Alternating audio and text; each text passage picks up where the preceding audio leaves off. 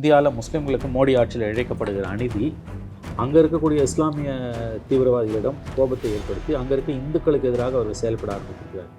பங்களாதேஷில் இந்துக்கள் தாக்கப்படுறதை பற்றி பெரிய அளவில் பிஜேபி, மோடி, அமித்ஷா, ஆர்எஸ்எஸ் குரல் கொடுத்ததே கிடையாது. இது எந்த அளவு இரட்டை நிலைப்பாடுன்னு புரிஞ்சுக்கணும்.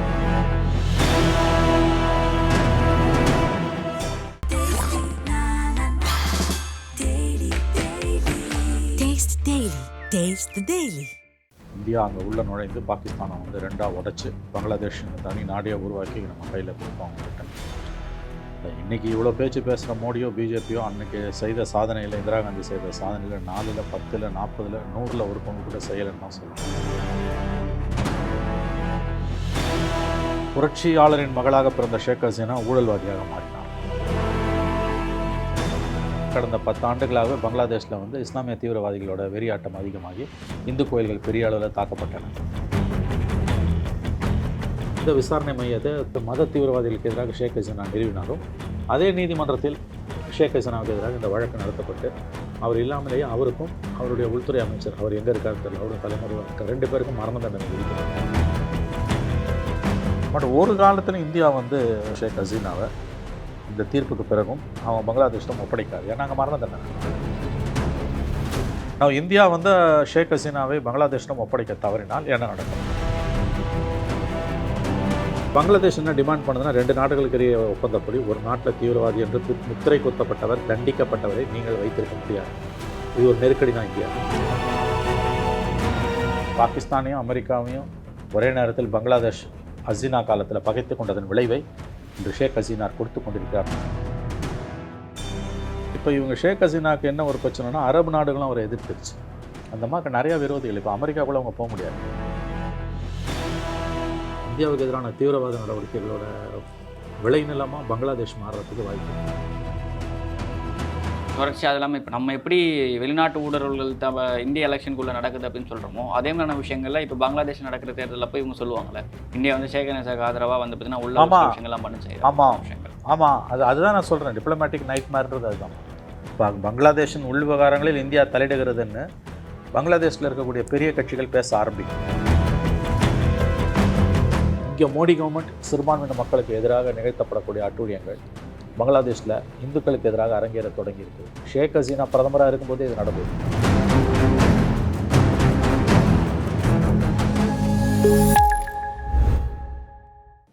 ராஜ்நேயர்களுக்கு வணக்கம். அரசியல் பல பரபரப்பான கட்டங்களை நோக்கி நகர்த்து கொண்டு இருக்கிறது. அது குறித்து விவாதிக்க மூத்த பத்திரிகையாளர் திரு மணி அவர்கள் நம்ம நேர்ந்திருக்கிறார். வணக்கம் சார்.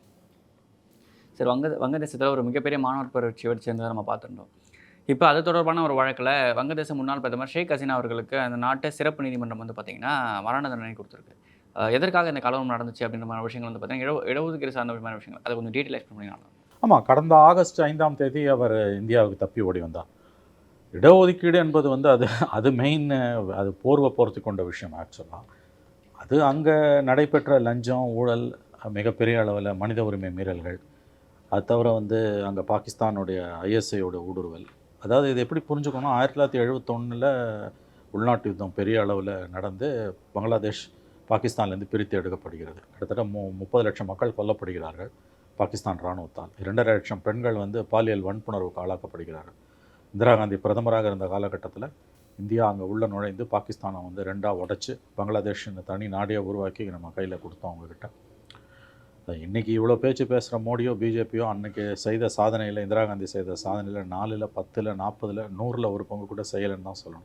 ஒரு நாட்டையே நம்ம 2ஆக உடைச்சு பங்களாதேஷ்ன்ற தேசத்தை உருவாக்கணும், பாகிஸ்தான்ற நாட்டை 2ஆக உடைச்சு. அதன் பிறகு 75 அந்த 71 புரட்சி வெடித்து அதில் வெற்றி பெற்ற முக்தி வாகினியுடைய தலைவராகவும் பாகிஸ்தானுடைய அதிபராகவும் வந்த ஷேக் முஜிபுர் ரஹ்மான், இப்போ இருக்க இவங்களோட ஷேக் ஹசீனோட அப்பா, அவர் 1975 அமெரிக்கா சிஐஏவோட பின்புலத்தில் பாகிஸ்தான் ஆதரவு பெற்ற தீவிரவாதிகளால் அவரும் அவருடைய குடும்பத்து உறுப்பினர்கள் 7-8 பேர் கொல்லப்பட்டார்கள். ஷேக் ஹசீனா அன்றைக்கு வெளிநாட்டில் படித்து கொண்டிருந்ததால் உயிர் தப்பினார். அவரும் அவரோட தங்கையை மட்டும் உயிர் தப்பினார். அதன் பிறகு கால வெள்ளத்தில் அவங்க பங்களாதேஷ் அரசியலுக்கு வராங்க. அங்கே தொடர்ந்து வந்து கிட்டத்தட்ட 15 ஆண்டுகள், 2005 என்னமோ வந்து பதவியில் இருக்காங்க. நடுப்புற தோற்று மறுபடியும் வராங்க. புரட்சியாளரின் மகளாக பிறந்த ஷேக் ஹசீனா ஊழல்வாதியாக மாறினார். மிகப்பெரிய அளவில் ஊழல், லஞ்ச லாவண்யம், குடும்ப அரசியல் தலைவிரிச்சு ஆடியது. அதற்கு எதிராக மக்கள் வந்து அந்த லஞ்ச லாவணியத்தால் பாதிக்கப்பட்ட மக்கள் தெருக்களில் இறங்கி போராடும் பொழுது பின்புலத்திலேருந்து பாகிஸ்தான் வந்து அவங்களுக்கு மதவெறியை ஊட்டத் தொடங்கியது. இஸ்லாத்திலேருந்து நம்ம விலகியதால் தான் இந்த பிரச்சனைகள் என்று சொல்லி ஷேக் ஹசீனாவுக்கு எதிராக போராட்டக்காரர்களை கொம்பு செய்து விட்டார்கள். ஒரு பக்கம் ஊழல், லஞ்ச லாவணியம், குடும்ப அரசியலில் மூழ்கி முத்தெடுத்த ஷேக் ஹசீனா, இன்னொரு பக்கம் அந்த ஊழலுக்கு எதிராக மக்களை அணிதிரட்டும் பொழுது ஐஎஸ்ஐ பாகிஸ்தான் தீவிரவாதிகள் மிகப்பெரிய அளவில் அங்கே கோல் வச்சு தொடங்கினார்கள். பாகிஸ்தானை ஒரு இஸ்லாமிய, பங்களாதேஷ் வந்து ஒரு அடிப்படையில் செக்யூலர் கண்ட்ரி, மதசார்பற்ற நாடு, அதை ஒரு இஸ்லாமிய நாடாக, முழு அளவில் இஸ்லாமிய நாடாக மாற்றுறது தான் ஐஎஸ்ஐயோட வேலை. அந்த வேலையை இப்போ அவங்க திறம்பட செஞ்சுக்கிட்டு இருக்காங்க. குறிப்பாக அந்த டைமில் வந்து பார்த்தீங்கன்னா இங்கேருந்து பங்களாதேஷில் இந்து கோயில்கள் இடிக்கப்படுதுன்ற மாதிரி சர்ச்சைகள் இங்கேயும் நிறைய அந்த பிரச்சனை எப்போ வருதுன்னு கேட்டால், கடந்த 10 ஆண்டுகளாகவே பங்களாதேஷில் வந்து இஸ்லாமிய தீவிரவாதிகளோட வெறியாட்டம் அதிகமாகி இந்து கோயில்கள் பெரிய அளவில் தாக்கப்பட்டன. ஷேக் ஹசீனா அடிப்படையில் ஒரு மதசார்பற்றவர், ஷீஸ் செக்யூலர் பர்சன். ஆனால் தான் செய்கிற லஞ்ச லாவணியம், ஊழல், குடும்ப அரசியலை மறைச்சிக்கிறதுக்கு இந்த செக்யூலரிசத்தை அவர் கேடயமாக பயன்படுத்த தொடங்கினார். எதிர்த்தரப்பில் முழுக்க முழுக்க இஸ்லாமிய தீவிரவாதிகள். ஸோ இது ரெண்டுத்துக்கும் நடுப்புற பங்களாதேஷ் மக்கள் நன்றாக மாட்டி சிக்கி சின்னாபின்னமாக கொண்டிருக்கிறார்கள். இது ரொம்ப அளவுக்கு அதிகமான அராஜகம், ஊழல், லஞ்ச லாவணியம் தலைவிரிச்சப்போ மாணவர்கள் தெருக்களில் இறங்கி 2023, 24 எல்லாம் போராட ஆரம்பித்தாங்க. அதனோட உச்சகட்டமாக தான் கடந்த ஆண்டு ஜூலை, ஆகஸ்ட் மாதங்களில் மிகப்பெரிய அளவில் மாணவர் போராட்டம் வெடித்தது. கிட்டத்தட்ட துப்பாக்கி சூடில் 1000 பேருக்கு மேலே கொல்லப்பட்டப்போ இனிமேல் அங்கே இருந்த நாடு தாங்காதுன்னு அங்கேருந்து தப்பிச்சு ஓடி வரார் ஷேக் ஹசீனா. அங்கேருந்து ஒரு விமானத்தில் பங்களாதேஷ்லேருந்து புறப்பட்டு இந்திய எல்லை அருகில் ஒரு ஹெலிகாப்டரில் ஏறி வராங்க. அவரும் அவருடைய தங்கையும் டெல்லியில் இருக்காங்க. எங்கே இருக்காங்கன்னு, எந்த இடம் என்னென்னு அடையாளம் எதுவுமே தெரியாது. இப்போ இந்த சூழ்நிலையில் ஷேக் ஹசீனா வெளியில் தப்பிச்சு ஓடணுன்னே முகமது யூனிஸ்ன்னு அந்த கிராமின் பேங்கோட நிறுவனர், அமெரிக்காவில் படித்தவர், நோபல் பரிசு பெற்ற பொருளாதார வல்லுநர், அவர் தான் வந்து அங்கே நிர்வாகியாக, பிரதமரும் இல்லை, பிரசிடென்ட் இல்லை, நிர்வாகியாக பொறுப்பேற்கிறார். அடுத்த ஆண்டு மத்திய பகுதியில் அங்கே எலெக்ஷன் நடக்கும்னு தோணுது. இதுக்கு நடுப்புற இன்டர்நேஷ்னல் லா ட்ரிபியூனல், அதாவது ரொம்ப இன்ட்ரெஸ்டிங்கான ஒரு இது. அவங்க தான் என்ன பண்ணுறாங்க, ஆக்சுவலாக வந்து 2010 சர்வதேச தீர்ப்பாயம்னு ஒன்று வந்து ஷேக் ஹசீனா ஏற்படுத்துகிறாங்க. ஏன் ஏற்படுத்துகிறாங்கன்னா, பங்களாதேஷ் சொசைட்டியில் 1971 அந்த காலகட்டத்தில் 70-71 பாகிஸ்தான் இராணுவம் வந்து 30 லட்சம் பங்களாதேஷை கொலை பண்ணி 2.5 லட்சம் பெண்களை மானபங்க பாலியல் வன்புணர்வு பண்ண வழக்கில் நீதி நிலைநாட்டப்படணும். ஏன்னா அன்னைக்கு பாகிஸ்தான் இராணுவத்துக்கு துணை போனவங்கலாம் சுற்றிட்டு இருக்கான், அவனெல்லாம் ஜெயிலில் பிடிச்சி போகணும், தண்டனை கொடுக்கணும், விசாரணை பண்ணுறதுக்கு இன்டர்நேஷ்னல் லா கிரிமினல் ட்ரைபியூனல்னு ஆரம்பிக்கணும். அது தீர்ப்பு கொடுத்து ஜமைத்தின்ற அந்த அமைப்பை சேர்ந்த பலர் வந்து மரண தண்டனை விதிக்கப்படுது. 2010 ஆரம்பிச்சு 15-16 வரைக்கும். இவங்க தப்பிச்சு ஓடி வந்தோன்னா, ஷேக் ஹசீனா தப்பிச்சு ஓடி வந்தோன்னா, அங்கே இவங்க மேலே மனித குலத்துக்கு எதிரான குற்றங்கள், ஜெனசைடு பண்ணாங்க. ஏன்னா வந்து மாணவர் போராட்டங்களை ஒடுக்கிற துப்பாக்கி சூழல் ஆயிரக்கணக்கானவர்கள் கொல்லப்பட்டாங்க. உலக சுகாதார அமைப்பு 1400 பேருக்கு மேலே கொல்லப்பட்டாங்க. அப்போ அதை விசாரிக்கிறதுக்காக எந்த விசாரணை மையத்தை தீவிரவாதிகளுக்கு எதிராக, மத தீவிரவாதிகளுக்கு எதிராக ஷேக் ஹசீனா நிறுவினாரோ, அதே நீதிமன்றத்தில் ஷேக் ஹசீனாவுக்கு எதிராக இந்த வழக்கு நடத்தப்பட்டு, அவர் இல்லாமலேயே அவருக்கும் அவருடைய உள்துறை அமைச்சர், அவர் எங்கே இருக்காருன்னு தெரியல, அவரும் தலைமறைவாக இருக்கார், 2 பேருக்கும் மரண தண்டனை விதிக்கப்பட்டிருக்கு. இதில் வந்து அந்த ஐஜி இன்ஸ்பெக்டர் ஜெனரலாக பங்களாதேஷில் அந்த காலகட்டத்தில் இருந்த, கடந்த ஆண்டு இருந்த ஒருவர் வந்து அப்ரூவராக மாறிடுறார். ஆமாம், அவங்க சொல்லி தான் நாங்கள் துப்பாக்கி சூடு நடத்தணும், ஆயிரக்கணக்கானவங்க கொல்லப்பட்டாங்கன்னு அவர் சொல்லிடுறார். மாணவர்கள். ஸோ அவருக்கு 5 ஆண்டுகள் மட்டும் சிறை தண்டனை, ஷேக் ஹசீனாவுக்கு மரண தண்டனை விதிக்கப்பட்டு தீர்ப்பு அளிக்கப்பட்டிருக்கிறது. இது இந்தியாவுக்கு மிக நெருக்கடியான ஒரு தீர்ப்பு. அது என்னவென்பதை வரும் இந்தியா ஒப்படைக்கணும் அப்படின்ற மாதிரி விஷயங்கள் வந்து பார்த்தீங்கன்னா சர்வதேச நீதிமன்றம் சொல்லியிருக்கல. சர்வதேச நீதிமன்றம் அது பங்களாதேஷில் இருக்க சர்வதேச நீதிமன்றம் பெயர் கொண்ட அமைப்பு. இப்போ அவங்க நேற்று இந்த தீர்ப்பு வந்தோடனே பங்களாதேஷ் அமைச்சர்கள், வெளியுறவு அமைச்சர்கள் இந்தியா உடனடியாக ஷேக் ஹசீனாவை அவரிடம் ஒப்படைக்க வேண்டும்ன்றாங்க. இந்தியா வெளியுறவுத்துறை வந்து ரொம்ப டிப்ளமேட்டிக்காக ரியாக்ட் பண்ணியிருக்காங்க. நாங்கள் எல்லாத்தையும் கருத்தில் கொண்டு அனைத்து தரப்பினரிடம் பேசி பங்களாதேஷ் நலனுக்கு உகந்ததை செய்வோம்னு ஒரு தீர்ப்பு, ஒரு சுமூகமான ஒரு இது சொல்லியிருக்காங்க. பட் ஒரு காலத்தில் இந்தியா வந்து ஷேக் ஹசீனாவையோ அவருடைய தங்கையோ, குறிப்பாக ஷேக் ஹசீனாவை இந்த தீர்ப்புக்கு பிறகும் அவன் பங்களாதேஷிடம் ஒப்படைக்காது, ஏன்னா அங்கே மரண தண்டனை. ஆனால் அவங்க என்ன சொல்கிறாங்க, எக்ஸ்ட்ராடிஷன் ட்ரீட்டி இருக்குது, ஒரு நாட்டு தீவிரவாதிகளை வந்து நீங்கள் எங்களுக்குள்ள, ஒரு நாட்டில் தீவிரவாத நடவடிக்கைகள் ஈடுபட்டால் இன்னொரு நாட்டில் இருந்தால் அவரை தாய்நாடு கேட்டுன்னா திரும்ப அனுப்பணும். பட் அது இந்த கேஸுக்கு பொருந்தாதுன்னு இந்தியா சொல்லுது, பிகாஸ் இட்ஸ் அ பொலிட்டிக்கல் கேஸ்ன்றாங்க. நான் இந்தியா வந்து ஷேக் ஹசீனாவை பங்களாதேஷிடம் ஒப்படைக்க தவறினால் என்ன நடக்கும்? குறிப்பாக இப்போது பாஜக சொல்கிற மாதிரினா அந்த எல்லை தாண்டி தீவிரவாதம் மேற்குவங்கம் போன இடங்கள்லாம் அவங்க வர்றாங்க அப்படின்னு மாதிரி அவங்க வைக்கிற கம்ப்ளைண்ட் அதுக்கு இன்னும் ஸ்ட்ராங் ஆகிற மாதிரி ஆகிடும். ஆமாம், இப்போ இந்தியா வந்து இப்போ கண்டிப்பாக ஷேக் ஹசீனாவை எந்த காரணத்தை கொண்டும் அங்கே ஒப்படைக்காத பட்சத்தில் பங்களாதேஷ் இந்த நெருக்கடி அதிகமாகும். இந்தியா அதை முடியவே முடியாதுன்னு போது அவங்க லீகலாக வந்து இன்டர்நேஷ்னல் கோர்ட்டுக்கெலாம் போனால் கூட பெருசாக ஒன்றும் நடக்காது. ஆனால் இங்கே வந்து என்ன ஆகும்னா, இந்தியாவுக்கு எதிரான உணர்வுகளை பாகிஸ்தான் பெரிய அளவில் விதைக்க ஆரம்பிக்கும். இந்தியா எப்படியாவது ஷேக் ஹசீனாவை காப்பாற்றுவதற்கு அவரை ஒருபோதும் பங்களாதேஷுக்கு அனுப்பாது. எக்ஸ்ட்ராடிஷன் இங்கே பண்ணியே தீரணும்னு அவங்க யூனிஸே கேட்குறாரு, நிர்வாகியே கேட்குறாரு, அதாவது பிரசிடென்ட் ரேங்கில் இருக்கக்கூடியவரே கேட்குறாரு. வரும் நாட்களில் இந்த அழுத்தம் இந்தியாவின் மீது அதிகரிக்கும்.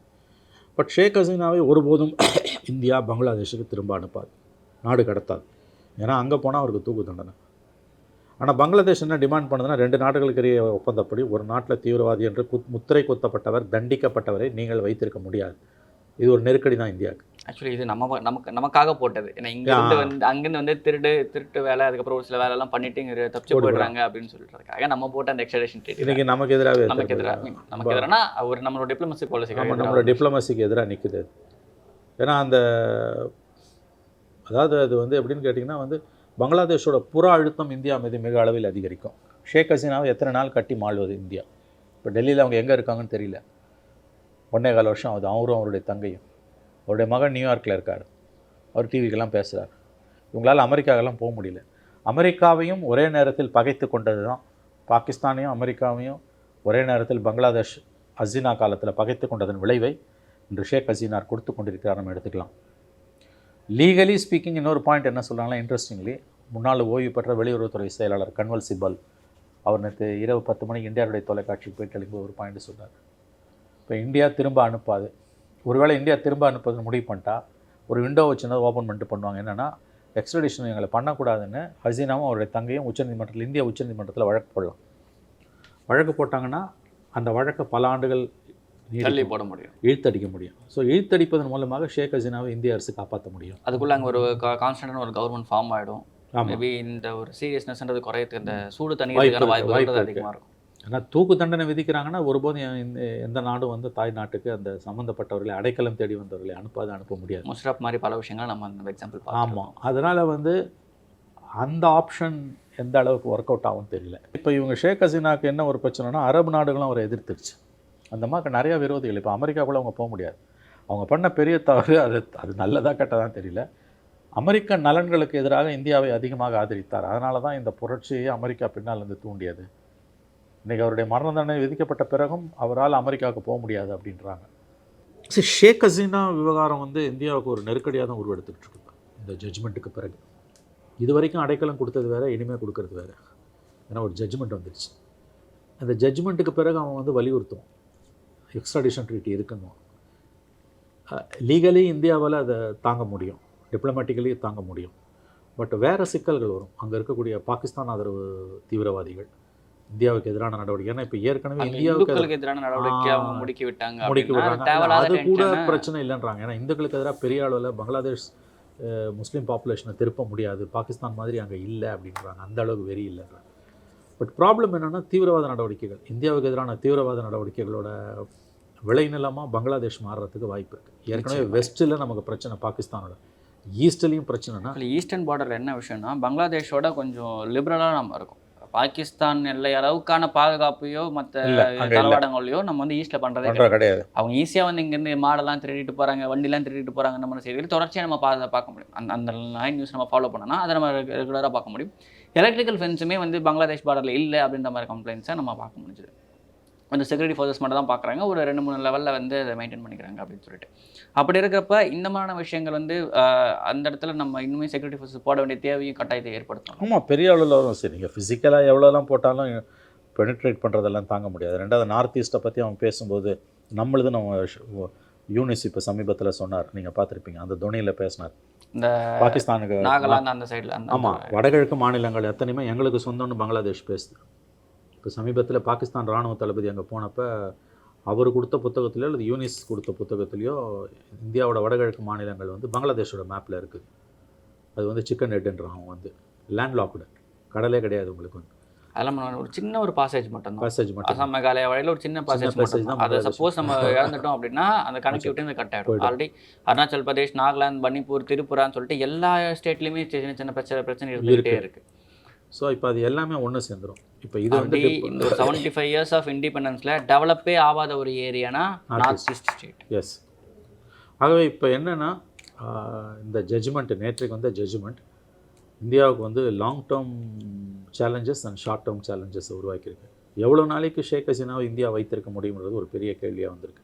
ஏன்னா நேற்று கவர்மெண்ட் ஆஃப் இந்தியா கொடுத்த ரியாக்ஷனும் ரொம்ப கார்டடாக இருக்குது. பங்களாதேஷ் மக்களை பகச்சிக்காத மாதிரியும் அதே நேரத்தில் ஹசீனாவை கைவிடாத மாதிரியும். வி ஆர் வாட்சிங் இட் வெரி க்ளோஸ்லி அப்படி தான் சொல்கிறாங்க.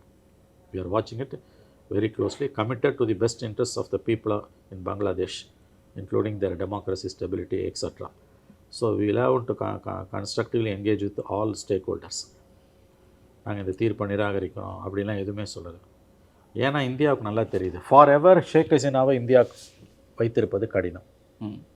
For ever at some point already தலையிலாமா வச்சு நிறைய பிரச்சனைகள் வந்துட்டு இருக்கு. சரியாக சொன்னீங்க. இப்போ at some point of time Sheikh Hasina இந்தியாவை விட்டு வெளியேற்றப்பட வேண்டும், அல்லது அவரே போகணும். வேறு எத்தனையோ உலகத்தில் நாடுகள் இருக்குது, சின்ன சின்ன நாடுகள் நிறைய இருக்குது தப்பிச்சு போய் தனியாக வாழறதுக்கு. ஸோ ஷேக் ஹசீனாவுக்கு நான் ஒரே வாய்ப்புன்றது இந்தியாவை விட்டு வெளியேறது. லாங் டேர்மில் இந்தியாவுக்கு லாங் டேர்மில் ஷேக் ஹசீனா வைத்திருப்பதால் லாபம் எதுவும் கிடையாது, பிரச்சனை தான். அவங்க என்ன சொல்கிறாங்க, இப்போ இருக்கக்கூடிய பங்களாதேஷில் இப்போ இருக்க கவர்மெண்ட்டு நாளை எலெக்ஷன் 26 வந்த பிறகு புதுசாக வரப்போகிற கவர்மெண்ட்டும் ஒரு வார்த்தையே தெளிவாக சொல்லுவாங்க, எங்களுக்கு உங்களோட எந்த பிரச்சனையும் கிடையாது, அந்த மாதிரி எந்த பிரச்சனையுமே உங்களுக்கு எங்களுக்கும் கிடையாது. ஆனால் எங்கள் நாட்டில் நீதிமன்றத்தால் மரண தண்டனை விதிக்கப்பட்ட நீ எதுக்கு கூட வச்சிருக்க, நீ என்கிட்ட கொடுணும். அது டிப்ளமசி வகையில் ஒரு மிகப்பெரிய ஒரு சிக்கலை ஏற்படுத்தும்ல தொடர்ச்சி. அது இல்லாமல் இப்போ நம்ம எப்படி வெளிநாட்டு ஊடகங்கள் இந்திய எலெக்ஷனுக்குள்ளே நடக்குது அப்படின்னு சொல்கிறோமோ, அதே மாதிரியான விஷயங்கள்ல இப்போ பங்களாதேஷ் நடக்கிற தேர்தலில் போய் இவங்க சொல்லுவாங்கல்ல, இந்தியா வந்து ஷேக் ஹசீனாக்கு ஆதரவாக வந்து பார்த்தீங்கன்னா உள்ள விஷயங்கள்லாம் பண்ணுச்சு. ஆமாம், அதுதான் நான் சொல்கிறேன், டிப்ளமேட்டிக் நைட் மேர்ன்றது அதுதான். இப்போ பங்களாதேஷின் உள் விவகாரங்களில் இந்தியா தலையிடுகிறதுன்னு பங்களாதேஷில் இருக்கக்கூடிய பெரிய கட்சிகள் பேச ஆரம்பிக்கும். ஆல்ரெடி இந்தியாவுக்கு எதிரான உணர்வலைகள் அங்கே கொழுந்து விட்டு எரிய ஆரம்பிச்சிருக்கு. பிகாஸ் இந்தியாவில் முஸ்லீம்களுக்கு மோடி ஆட்சியில் இழைக்கப்படுகிற அநீதி அங்கே இருக்கக்கூடிய இஸ்லாமிய தீவிரவாதிகளிடம் கோபத்தை ஏற்படுத்தி அங்கே இருக்க இந்துக்களுக்கு எதிராக அவர் செயல்பட ஆரம்பித்திருக்கிறார். பங்களாதேஷில் இந்துக்கள் தாக்கப்படுறதை பற்றி பெரிய அளவில் பிஜேபி, மோடி, அமித்ஷா, RSS குரல் கொடுத்ததே கிடையாது. இது எந்த அளவு இரட்டை நிலைப்பாடுன்னு புரிஞ்சுக்கணும். பாகிஸ்தானில் முஸ்லீம்ஸ் இந்து கோயில்கள் தாக்கப்பட்டால் துள்ளி குதிக்கிற பிஜேபி, கனடாவில் இந்து கோயில்கள் தாக்கப்பட்டால் அலறி அடிச்சுட்டு ஓடி வர பிஜேபி, அமெரிக்காவில் எவனோ ஒரு மனநிலை சரியில்லாதவன் ஒரு இந்து கோயிலில் வந்து ஏதாவது ஒரு ப்ரொவோகேட்டிவாக ஏதாவது 4 வாசகங்களை எழுதி வச்சா இங்கே பிரதம மந்திரி வரைக்கும் ரியாக்ட் பண்ணுற பிஜேபி, பலர் கொல்லப்பட்டார்கள் தொடர்ச்சியாக. குறிப்பாக துர்கா பூஜா செலிப்ரேஷன்ஸ்லாம் 23, 24 வாயை துறக்கி. பங்களாதேஷ் இந்துக்களுக்கு எதிராக அங்கே பங்களாதேஷில் இந்துக்களுக்கு எதிராக தொடர்ச்சியாக அரங்கேற்றப்படும் கொடுமைகள், இந்து கோயில்கள் மீது நடத்தப்படக்கூடிய தாக்குதல்களுக்கு பேச வேண்டிய அளவுக்கு மோடியோ, அமித்ஷாவோ, RSSஓ, பிஜேபியோ பேசவே இல்லை. மிகப்பெரிய அளவில் அவர்கள் அடக்கி தான் வசிக்கிறார்கள். ஆமாம், ஆனால் இந்த முறை இனிமேல் அமைதியாக இருக்க முடியாது. At some point of time இந்திய அரசு, பிஜேபி, பிரதம மந்திரி பேசி தான் ஆக வேண்டும். இல்லை மோசமான சுச்சுவேஷன் என்னன்னு பார்த்தீங்கன்னா, பாகிஸ்தானில் அசீம் முனிருக்கு ஹையஸ்ட் அத்தாரிட்டேரியன் பவர் கொடுத்து. ஆமாம், இப்போ பங்களாதேஷ் மாதிரி ஒரு ஸ்திரத்தன்மை இல்லாத ஒரு கவர்மெண்ட்டு அசீம் முனிர் மாதிரி ஆளுங்களுடைய பேச்சை கேட்டு செயல்பட ஆரம்பிச்சது அப்படின்னா என்ன ஆல்மோஸ்ட் செக்குலர். அதைத்தான் நான் சொல்கிறேன். அசீம் முனிருக்கு கொடுத்துருக்கக்கூடிய அந்த முக்கியத்துவம், ISIயோட மிகப்பெரிய இன்வால்மெண்ட் இன் பங்களாதேஷ், பாகிஸ்தானோட மிகப்பெரிய செல்வாக்கு இன்றைக்கி பங்களாதேஷில் பெருகி கொண்டிருக்கிறது. 50 ஆண்டுகளுக்கு முன்பு அருந்து போன உறவுகள் எல்லாம் இன்றைக்கி மீண்டும் துளிர்க்குது. பாகிஸ்தானில் இருக்கக்கூடிய தீவிரவாதம், மத தீவிரவாதம் அடிப்படையில் ஒரு செக்யூலர் மதசார்பற்ற நாடான பங்களாதேஷில் மெல்ல மெல்ல ஊடுருவ தொடங்கியிருக்கு. அதில் ஜனநாயகம் இல்லாத கட்டத்தில் இதே ஒரு எலெக்டட் கவர்மெண்ட் இருந்தால் விட மாட்டாங்க. ஷேக் ஹசீனா 1000 தப்பு பண்ணாலும் இஸ்லாமிய மதவெறிக்கு எதிராக நின்றார், இந்தியாவுக்கு ஆதரவாக நின்றார், பாகிஸ்தானோட கனவுகளுக்கு எதிராக நின்றார். ஊழலால் அந்த அம்மா கதை முடிஞ்சுது. இப்போ அடுத்து வந்திருக்கக்கூடிய இந்த யூனுஸோட ஆட்சியில், அல்லது யூனுஸ் கொஞ்ச நாளில் போயிடுவார், வேறு ஒரு கவர்மெண்ட் வரும், எலெக்டட் கவர்மெண்ட். அது எலெக்டட் கவர்மெண்ட் நிற்குமா, அல்லது முனீர் மாதிரி இராணுவ தளபதி டேக் ஓவர் பண்ணுவாரா நமக்கு தெரியாது. பங்களாதேஷ் சொசைட்டியோட பெரும்பாலான அங்கே காம்போனன்ட்ஸில், that is Bangladesh politicians, Bangladesh intellectuals, Bangladesh bureaucrats, Bangladesh military அரசு அதிகாரிகள், இவங்க எல்லாருக்கிட்டையுமே நம்ம இந்தியாவுக்கு இனிமேல் அடங்கி போகக்கூடாது. ஏதோ ஒரு இது வரைக்கும் அவங்க உதவி பண்ணதுக்காக நம்ம அமைதி காத்தது போல் இனிமேல் காக்கக்கூடாது. நம்ம வந்து we have to chalk out our own strategy. பாகிஸ்தானோட நம்ம அதிகமாக நெருக்கத்தை காட்டணும். இங்கே இந்தியாவில் முஸ்லீம்களுக்கு எதிராக மோடி அரசு இழைக்கக்கூடிய கொடுமைகள், பங்களாதேஷுக்குள்ளே இருக்க மதசார்பற்ற சக்திகளை, இந்திய ஆதரவு சக்திகளை இன்றைக்கு பாகிஸ்தானின் இராணுவ ஆட்சியாளர்களின் பக்கம் சாதகமாக திருப்பி விட்டிருக்கிறது என்பதுதான் உண்மை. இங்கே மோடி கவர்மெண்ட் சிறுபான்மையின மக்களுக்கு எதிராக நிகழ்த்தப்படக்கூடிய அட்டூழியங்கள் பங்களாதேஷில் இந்துக்களுக்கு எதிராக அரங்கேற தொடங்கி இருக்குது. ஷேக் ஹசீனா பிரதமராக இருக்கும்போதே இது நடந்தது. எனக்கு நன்றாக நினைவு இருக்கிறது, 2023 துர்கா பூஜா அப்போ ஒரு 6-7 பந்தல்கள் கொளுத்தப்பட்டன. அப்போ தன்னுடைய வீட்டிலிருந்து சற்று தொலைவில் இருந்த ஒரு ஹிந்து கோயிலில் குழுமி இருந்த துர்கா பூஜாக்காக குழுமி இருந்த பங்களாதேஷ் ஹிந்துஸ் கிட்ட சோனியா இவங்க ஷேக் ஹசீனா வீடியோ கான்ஃபரன்ஸுங்களில் பேசும்போது சொன்ன வார்த்தை, I was very much surprise and disturbed, I was flabbergasted, நான் பேரதிர்ச்சிக்குள்ளானேன். ஷேக் ஹசீனா என்ன சொன்னாங்கன்னா, இந்த பாருங்கள், இங்கே நீங்கள் வந்து மைனாரிட்டி, நாங்கள் உங்களை காப்பாற்றுறோம், ஆனால் இந்தியாவில் யார் மைனாரிட்டின்னு உங்களுக்கு தெரியும். அங்கே இருக்க மைனாரிட்டிஸ்க்கு தொடர்ந்து அநீதி இழைக்கப்பட்டால் இங்கே இருக்க மைனாரிட்டிஸ் மேலே அது எதிரொலிப்பதை என்னால் தடுக்க முடியாது. இது யார்கிட்ட பேசுனாங்கன்னா, அந்த அம்மா தன்னோட பங்களாலேருந்து சற்று தொலைவில் சில கிலோமீட்டர்கள் அல்லது பல கிலோமீட்டர் தொலைவில் இருந்த ஒரு ஹிந்து கோவிலில் துர்கா பூஜாவை கொண்டாடுவதற்காக அந்த வழிபாட்டு தலைமைக்கு குழுமி இருந்த ஹிந்து பக்தர்களிடையே காணொளி காட்சி மூலம் பேசும்போது ஷேக் ஹசீனா சொன்ன வார்த்தைகள். அங்கே இருக்கக்கூடிய மத பழமைவாதிகளை திருப்திப்படுத்துவதற்காக அவர் அப்படி சொன்னார். ஆனாலும் அவர்களை திருப்திப்படவில்லை, அவர் ஓடி வந்தார். இப்போ இருக்கக்கூடிய ஆட்சியாளர்கள் அப்பட்டமான மத பழமைவாதிகள். இது பங்களாதேஷில் நேற்றுக்கு ஷேக் ஹசீனாவுக்கு கொடுத்துருக்கக்கூடிய தீர்ப்பு இந்தியாவுக்கு மிகப்பெரிய நெருக்கடியை உண்டாக்கி கொண்டிருக்கிறது. அனுப்புனாலும் தப்பு, அனுப்பாட்டியும் தப்பு, அனுப்ப மாட்டாங்க. அப்போ அவங்க எவ்வளோ நாளைக்கு வந்து நீங்கள் இங்கேயே வச்சுருப்பீங்க? ஒரு கட்டத்தில் நீங்கள் சொன்னால் எத்தனையோ உலகில் சின்ன நாடுகள் இருக்குன்னு அங்கே அனுப்புவாங்க, இல்லை அமெரிக்காவுக்கு அனுப்புவாங்க. அமெரிக்கா ஏற்றுக்க மாட்டேன்றான் அவங்கள. இது வரைக்கும் அவங்களுக்கு அடைக்கலம் கொடுக்க தயாராக இருந்த ஃப்ரான்ஸு, ஜெர்மனி, இட்டாலியை விட இப்போ கொஞ்சம் யோசிப்பாங்க. ஏன்னா வார் ட்ரிபியூனல் இஸ் கன்விக்டட். அதுக்கு வந்து கம்ப்ளீட்டாக அது போகஸ்னு நீங்கள் சொல்ல முடியாது. ஏன்னா இவங்க சொல்கிறாங்க மோசடி நீதிமன்றம், அவங்க அப்படி தான் சொல்லுவாங்க, அவங்க அப்படி தான் சொல்லுவாங்க. அங்கே ஒரு ப்ராசஸில் அவங்க அதை இது பண்ணியிருக்காங்க. ரெண்டாவது, பங்களாதேஷுக்குள்ளே இந்தியாவுக்கு எதிரான உணர்வலைகள் கொந்தளித்து கொண்டிருக்கின்றன, மிகப்பெரிய அளவில் கொந்தளித்து கொண்டிருக்கின்றன. Anti India feelings is on the rise in Bangladesh. மிகப்பெரிய அளவில் அங்கே இந்தியாவுக்கு எதிரான உணர்வலைகள் இருந்து கொண்டிருக்கின்றன. ஆகவே இதில் இந்த தீர்ப்புக்கு பிறகு ஷேக் ஹசீனாவை எத்தனை நாட்கள் இந்தியா வைத்திருக்க முடியும் என்ற கேள்வி எழுகிறது. ஏன்னா அது இருதரப்பு உறவையும் கடுமையாக பாதிக்கும், மிக கடுமையாக பாதிக்கும். மோடி அரசுக்கு ஒரு பெரும் சவால் காத்திருக்கிறது. ஏன்னா மேற்கில் ஏற்கனவே பாகிஸ்தானோட பிரச்சனை, வடக்கில் கொஞ்சம் பீஸ்ஃபுல்லாக இருந்து நினச்சாங்க. இப்போ அதுவும் வந்து பங்களாதேஷில் நடந்த டெவலப்மெண்ட்ஸால். மறந்துடாதீங்க, மியான்மரில் இருக்கக்கூடிய பிரச்சனை இதில் இந்தியாவில் வடகிழக்கு மாநிலங்களில் பெரிய அளவில் எதிரொலிக்குது. அவங்களுக்கு வந்து கல்ச்சுரல் ரிலேஷன்ஷிப் உண்டு. ஸோ வரும் நாட்கள் மோடி அரசுக்கு மிகுந்த சவால் நிறைந்தவை என்று தான் நான் பார்க்கிறேன். இவங்க கிழக்குலையுமே அதுக்கப்புறமா பல பிரச்சனைகள் நம்ம சந்திக்கின்றோம். ஆமாம், அதனால் வந்து மோடி அரசு தன்னுடைய வெளியுறவு கொள்கை இன்னும் வெளிப்படைத்தன்மை கொண்டதாக உருவாக்க வேண்டும். அவங்க இந்த பக்கம் தான் போகணும், அந்த பக்கம் தான் போகணும் நான் சொல்லலை. ஒரு strong foreign policy towards Bangladesh உருவாக்க வேண்டிய நிர்பந்தத்தில், மத உணர்வுகளை தாண்டி உருவாக்க வேண்டிய நிர்பந்தம் மோடி கவர்மெண்ட்டுக்கு இருக்குது. அவங்க என்ன பண்ண போகிறாங்கன்னு தெரியல. ஓகே சார், இவ்வளோ உங்கள் பொண்ணாக அதுக்கு நன்றி.